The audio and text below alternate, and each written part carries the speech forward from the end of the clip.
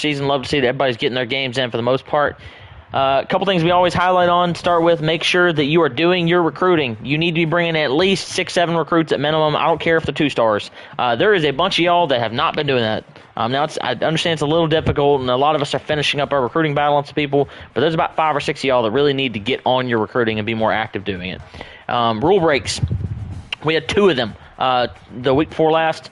In the same week, so make sure you avoid those. Go reread the rules. Always pause and check them if you need to. Ask a commish. There's always one of the 7 of us on at almost any time.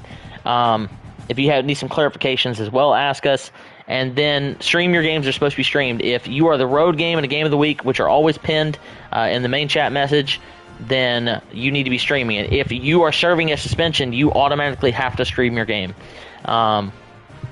So on and so forth. Jeez is joining me in for this video. We had a great BCL primetime. I think that's our fourth of the season. So make sure you check that out. It's pinned inside the stream chat.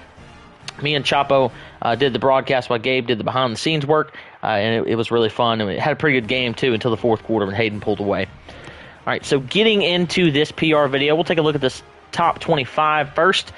Syracuse and Coach Ryan remain number 1. Texas A&M, Alabama, Texas, and Arkansas. 3 SEC teams there. Round out your top 5. That was weird that it just went back like that. With Ohio State, Florida, LSU, Michigan, and Colorado rounding out your top 10. We also have users at... What is going on with my fucking controller? It keeps switching back and forth. With Penn State, Oregon, and Oklahoma, and Boise State rounding out your top 25. So we got 14 users in the top 25. That's about the number we usually hang around at anyway. We won't bother looking at the CFP bracket because it is fucked. Let's take a look at this Heisman watch. Got a change here as halfback Yasin Willis, after his huge week for Syracuse, jumps up to number 1. Receiver Jordan Anthony, and at 3rd, receiver Zachary Card out of Oregon State. At 3rd, and Anthony was 2nd. Receiver Brennan Thompson out of Mississippi State 4th, and then receiver Jonte Cook out of Syracuse up in the 5th slot. We take a peek here at our players of the week. Starting off with a Syracuse sweep here, your National Defensive Player of the Week is Demetrius Samuel Jr. 6 tackles, 3 interceptions, 1 touchdown for the corner for Ryans. He continues his dominant season. I think he's got like 12 picks on the year or something. And a 63-28 win over North Carolina. And the Offensive National Player of the Week is Yasin Willis. Hold on, you did the defense, right? Yes. Yeah, Yasin Willis. 13 carries, 94 yards rushing, 5 rushing touchdowns. Wow. 10 receptions, 140 yards receiving, and 3 receiving touchdowns. Woo! 63-28 victory at North Carolina. 8 total touchdowns. Good Lord. ACC Defensive Player of the Week is Devin Moore, corner out of Florida. Had 4 tackles, a TFL, 2 interceptions, a pass breakup, and a touchdown in a 55-28 drumming of Georgia. And the Offensive Player of the Week for the ACC is Zachariah Branch. 4 catches for 188 yards, and he caught 3 touchdowns on 4 catches and a losing effort. It looks like Devin Moore dominated his side of the field, and Branch dominated his side of the field in that game. Big 12 got an Oregon State sweep here as middle linebacker Rayshawn Davis. 8 tackles, 1 sack, 3 TFLs, an interception, and a pass breakup, and a 27-15 win on the road for Coach Rock. And the Offensive Player for the Big 12 is also from Oregon State, Zachary Card.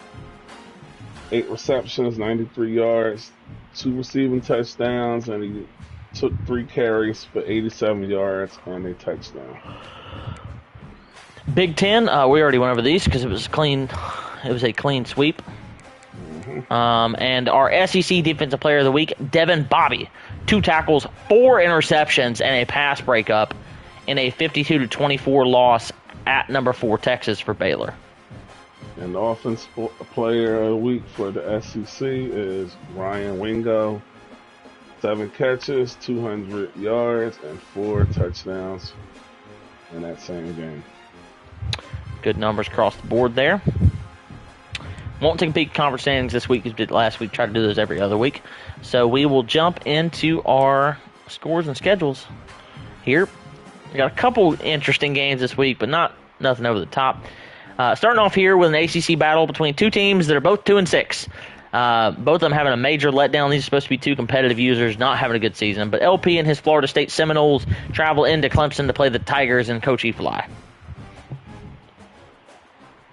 Yeah, both users are struggling right now. I think, especially Efly, we expected a little bit more with a Clemson team. Man, this is really a tough one. I like Clemson being at home, but I think LP will be more composed and will find a way to win a tough game, 24-20. I'll go Florida State. Clemson dropped a tough one at home last week to Tennessee, who did not have a winning conference play. So I think LP is going to do the same thing. I think he's the better user here, better IQ for the game as well. So I'm going to go with Florida State to win this one on the road, 27-17 over Clemson. Next, the marquee matchup of the week, kicking off here shortly. The 7th-ranked Florida Gators at 7-2 and 4-0 in conference play.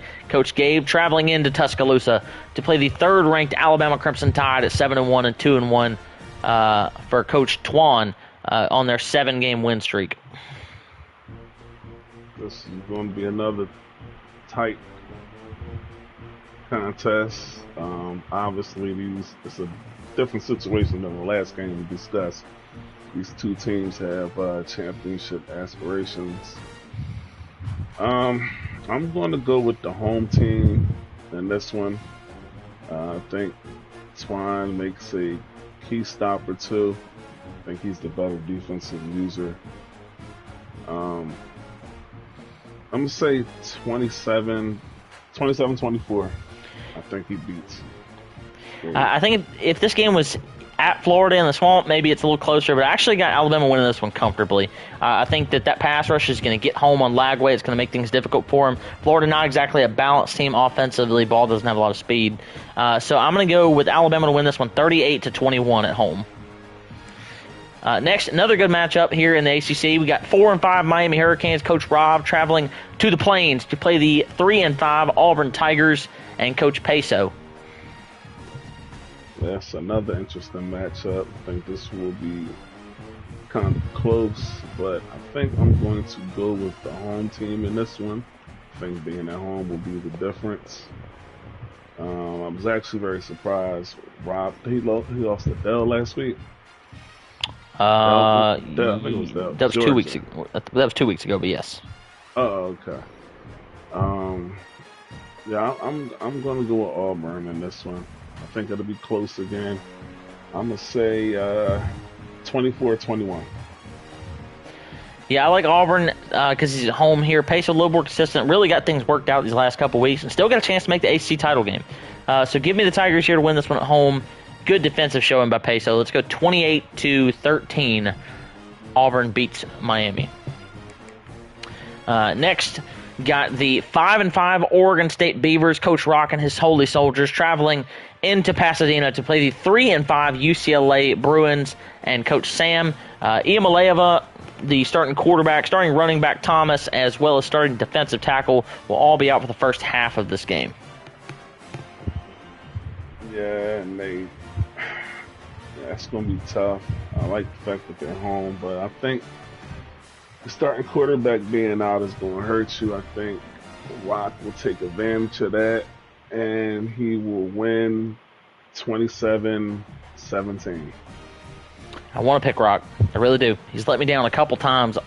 I don't think he plays as well on the road in particular. So against my better judgment here, I'm actually going to take UCLA to win it despite the QB suspension at home. Rock's going to have to win me back for me to start picking games because it's just been a poor showing pretty much every time I've picked him. So let's go UCLA to win this one at home, 27-21 over Oregon State. Next, two teams that will not be going bowling. The 1-7 USC Trojans, Coach Dave, traveling to Provo to play the 1-7 BYU Cougars and Coach Dwayne. Yeah, this is the battle to see who's going to be last in the Big 12.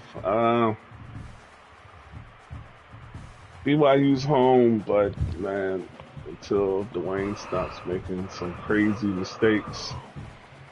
Watched his last game, and I'm like, man, what are you doing? Like, I'm gonna go with Dave in this one. I'm gonna say 30 to 17. Yeah, I think this one's sneaky close. Dave hasn't played the game in a couple weeks. Being the BYU's at home too, I think Dave just barely pulls this one out. 31-24 on the road at BYU. Next, two teams that haven't lost a game in conference play yet. The 10th ranked Colorado Buffs at 6-3, 4-0 in conference, and Coach Savon traveling into Eugene to play the 12th ranked Oregon Ducks at 4-4 and 3-0 in conference play, and Coach Freeway.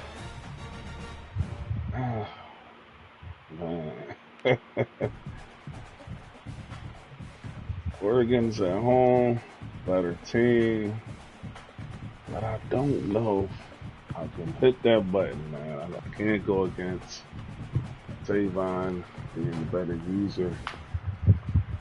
But I think Freeway will give him a battle. I'm going to say 45-34. I think the problem for me here for Freeway is its scheme. I mean, he throws the ball more than any user in the entire league. Savon's going to eat that shit alive whether his team's good or not. Great defensive user. He's going to do what he wants to do offensively. Freeway doesn't necessarily jump out at me as a great defensive user either. He's going to be able to pass the ball. He's got great weapons. So as long as he doesn't turn the ball over, he might be in the game. But I think Colorado wins this one extremely comfortably. 45-21 Buffs on the road over Oregon. Next, 25th ranked Boise State Broncos at 4-4, 3-0 in conference play. Coach G's traveling into Stanford to play the 1-7 Cardinal and Coach Chevy. This is your game, so I'll go first on this one. This is your. I don't mean to pick on you here. You know, G starts rolling, getting some wins. People feel a little better about him. This is your quintessential drop the ball, throw 4 picks, lose a game you shouldn't game, and fall back to reality. I'm hoping that we will not see that this game. If you take this one seriously, don't turn the ball over. And I'm going to pick you to win, but I think this one will be close. So I'm going to go 31-27. Boise State beats Stanford on the road. Yeah, Stanford's at home, so that gives them a chance. Thing I got like in my favor this week is this is a team that has the same rating as my team, like overall. The last team that had that lost 28-0. So I think that I'll be able to win this game as long as I don't turn the ball over. I'm going to say 31-21. Good pick. Moving on to our next set of matchups here.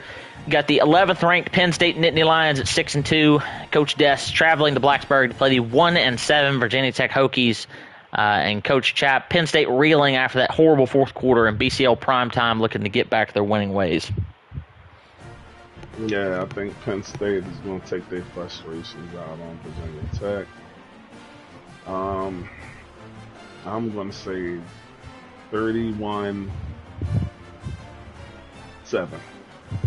I'm picking the shutout. Home field be damned. 38-0. Penn State shuts out VT. Defense is going to show up, and Chap doesn't. I mean, he might be the worst offensive user in the league. Next, 6th-ranked Ohio State Buckeyes at 7-1, 2-1 in conference play. Coach Hayden coming off their big win, traveling to Chapel Hill to play the 2-6 North Carolina Tar Heels, and Coach Dan trying to give himself a chance to make a bowl here. Well, unfortunately, he won't. This is going to be a tough situation for him. I think he'll put up some points, but it won't be enough. 45-21. I actually think he's going to struggle here. Hayden's defense played well except for stopping the run. Dan doesn't really run the ball enough to me. So Ohio State wins this one blowout fashion. I'm going to go 38-10 on the road. Next, 2-6 Wisconsin Badgers. Coach Delvin traveling into South Bend to play the 4-4 Notre Dame Fighting Irish, and Coach Nelly coming off a close loss to Michigan and Chapo last week. Yeah, man, I was very impressed, man. I think he really should have won, man. I was one of them. Absolutely. Man, I was rooting for him. He's at home. He has the better team. Wisconsin has played some pretty good games, too. Upset Oklahoma early in the season. But I'm going to go with Nelly in this one. I think Nelly wins. I'm going to say 31-27. Nelly tends to play to his comp a little bit here. I think that Delvin doesn't have a great user. It uses at safety. It's going to put him in trouble. I think Nelly wins this one extremely comfortably. Better team, home field, better user right now. Certainly impressive. Not just myself, but a lot of people in the league with his passing in these last couple weeks. Let's go Notre Dame to win this one 31-14 at home. Next, Chapo will either be playing the CPU or getting a force win, so we'll keep moving on that. Moving on to the SEC. Same thing for Baylor. Eric, you can take the force win or you can play the CPU. If you play the CPU, it has to be strained. Make sure you follow all user rules as well. I just pressed circle by accident, so give me 1 second. SEC. All right, last three matchups here. We got the second-ranked Texas A&M Aggies at 8-1, and Coach JJ traveling into New Orleans to play the 3-5 Tulane Green Wave, and Coach Henry trying to fight to bowl eligibility. Yeah, he's going to have to go on a 3-game winning streak after this because I don't see this happening. I've got Texas A&M. I'm going to say 41-20.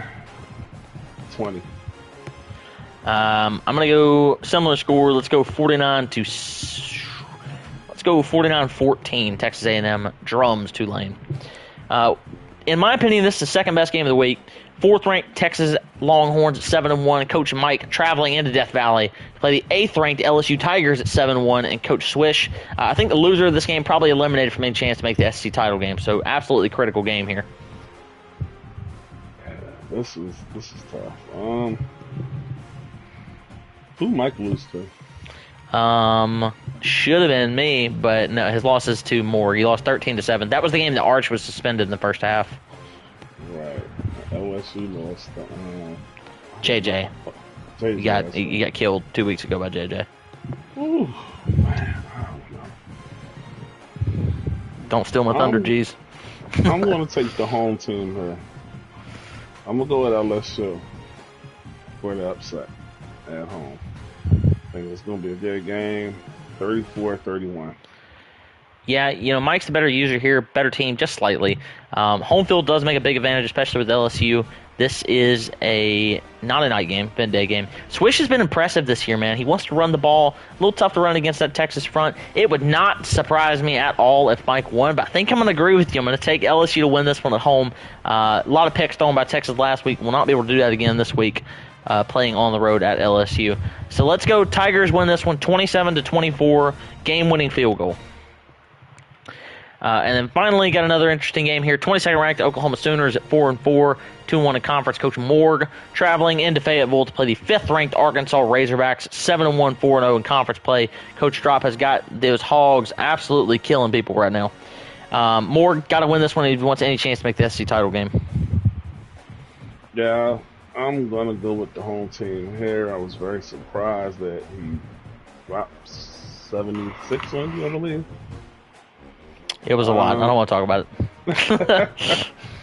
Yeah, I think Morgan is going to have a very tough time in Arkansas. I'm going to say 56-20.